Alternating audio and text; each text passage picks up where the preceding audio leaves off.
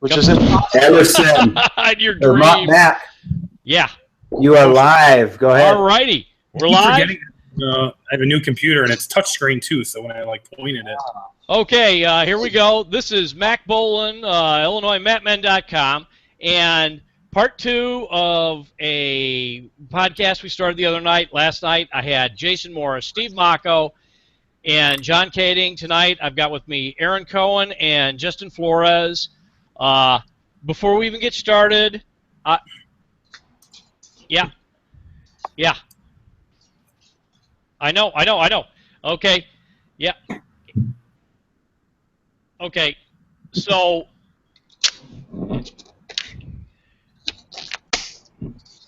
Justin. What up, Linus? How's Brody doing? He's awesome. Us schlubs compared to yesterday's heavy hitters. Yeah, I know. That's what I was thinking. I'm like, we got to follow them. Yeah. Olympian and Olympic silver medalist. Okay, guys, let me go ahead real quick before we even get started. Sure. I want to dedicate tonight's show to the memory of Erwin Cohen, judo legend, 1972 Olympian, Sumeral, numerous senior national champion, and a guy who I owe a huge personal debt of gratitude to.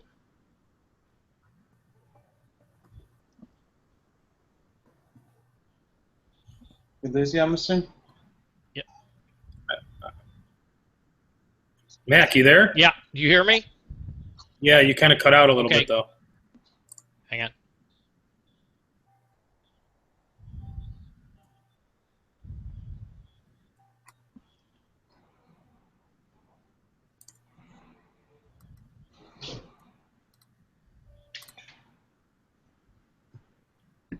Okay, are we good to go? Can you guys both hear me? Justin? Yeah, got you loud and clear, Emerson. And Aaron, you hear me?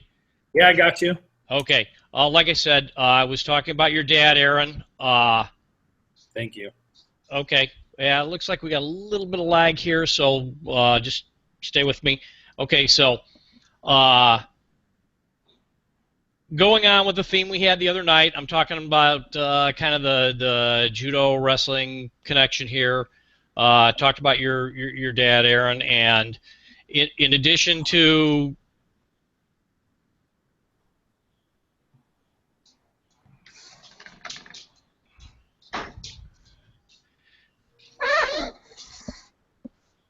You see Jacob, Aaron? That was Jake? Yeah. Yeah. Tell him I say hi. I miss him. The snaky. Yeah, I think he's doing a bunch of work. Oh, it's still light outside where you live. Yeah, it's West Coast. It's black here. So we're up at 9 almost? Yeah, it is.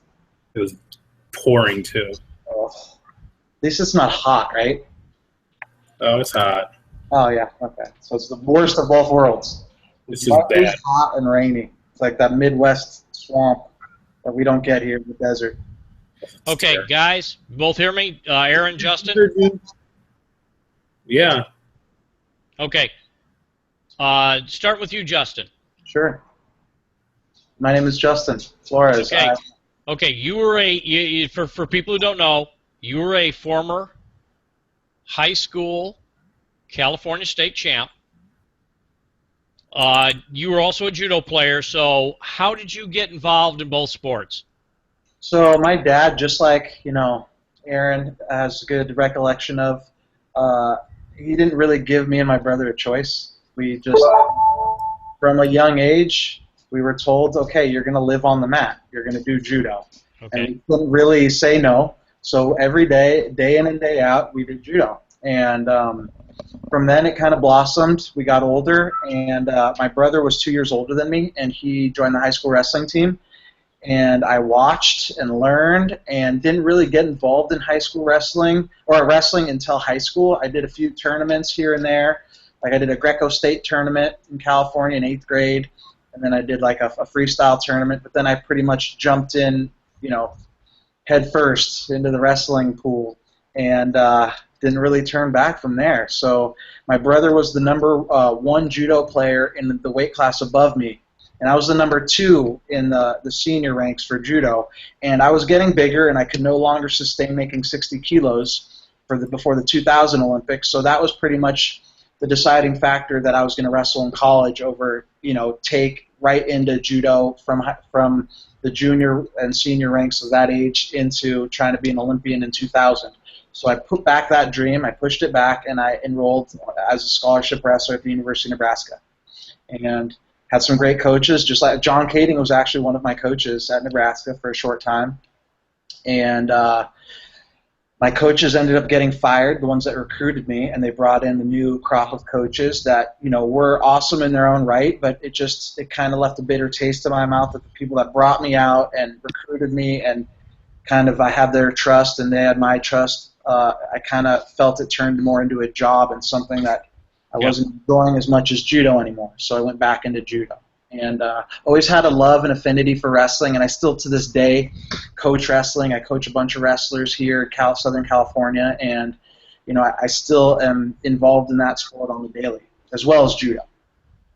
Okay, and going back to when you were a high school wrestler and you were a California state champ, what school did you wrestle for in high school? Temecula Valley.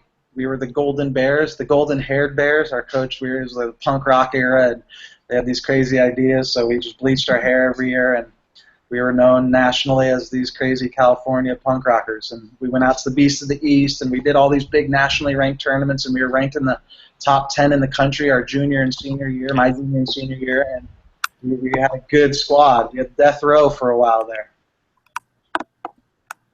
So, kind of a different field now, from the powerhouse schools when you were there. Now we look at California wrestling now, and there's actually, and I'm going to go into this a little bit later, a huge connection between Illinois and California wrestling. And I'm not just talking about Aymar or Jesse Delgado. I'm going to go all the way back to the Tirapellis, who, came and became a mainstay of the University of Illinois wrestling, and then went back and are currently, responsible for the powerhouse, which is Clovis, right now in California, which has been a massive program. And actually, ironically, this year Buchanan kind of stepped out of their shadow